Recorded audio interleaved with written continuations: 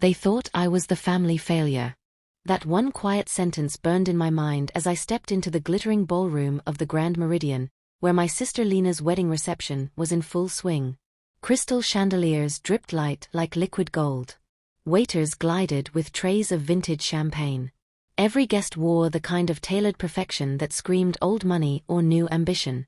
I'd chosen a plain charcoal suit, nothing flashy, nothing to invite scrutiny.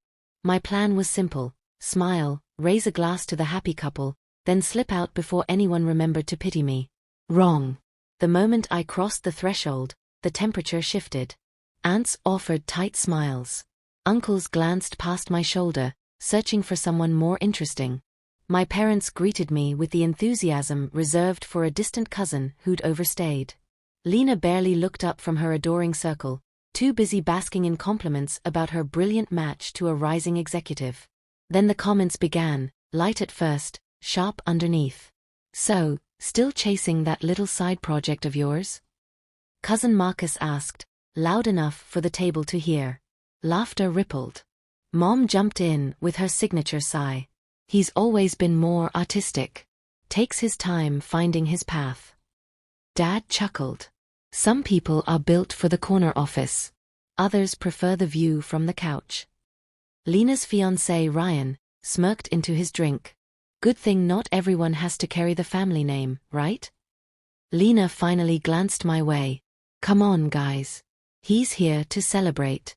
Let's not." But her polite protest dissolved into giggles when someone added, "Celebrate what? Surviving another year of figuring it out?" I sat through it all, face calm, pulse steady. I'd spent years training myself not to flinch. During the toasts, Ryan stood, glass high. "To the best decision I ever made, joining Horizon Dynamics. Real leadership, real growth. Not like some people who just drift." He shot me a pointed look. The table erupted. Then came the killer line. "At least I'll never have to worry about carrying dead weight in this family," he said, eyes locked on mine. The laughter peaked. My mother dabbed her eyes like it was all harmless fun. I took one slow breath. They had no idea. Every executive at that table, every department head Ryan bragged about, every bonus that paid for their luxury cars, designer gowns, and overseas honeymoons, traced back to one silent signature. Mine. I'd founded Horizon Dynamics 11 years ago from a rented basement. I stayed anonymous on purpose. Hired the best people, let them shine, kept my name off the letterhead. I wanted the company to thrive without nepotism, without the family poison that had suffocated me growing up. I watched them celebrate on my foundation, mocking the very person who built it. Enough. I rose slowly. The chair's soft scrape cut through the noise like a blade. Heads turned. Conversations faltered. "I'd like to say a few words," I said, voice even, almost gentle. Silence dropped like a curtain. "First, congratulations to Lena and Ryan. Marriage is a beautiful commitment.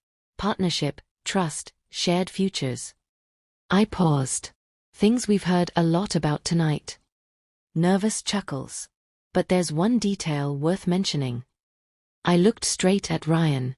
"The company you're so proud to work for, the one that funds this venue, your promotion, your future security, belongs to me." The room froze.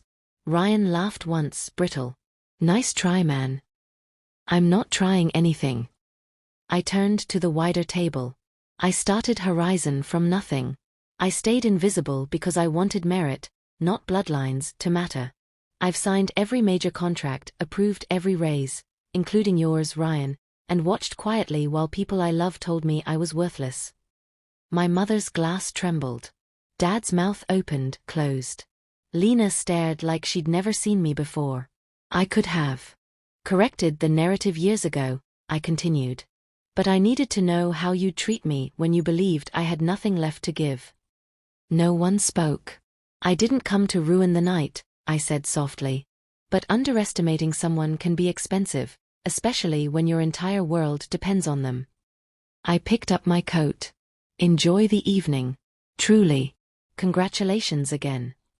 As I walked toward the exit, heels echoing on marble, I felt every gaze follow. Not in anger.